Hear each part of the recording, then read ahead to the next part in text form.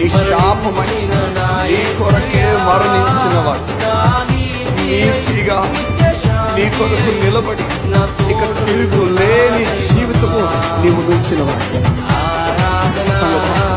ఇక దేనికి ఆగుతుంది?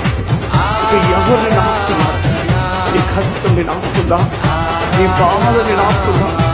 ఏ ఆపుతుందో చెప్పు. ఇంత ప్రేమించే దేవుడు నీకున్నప్పుడు నీకే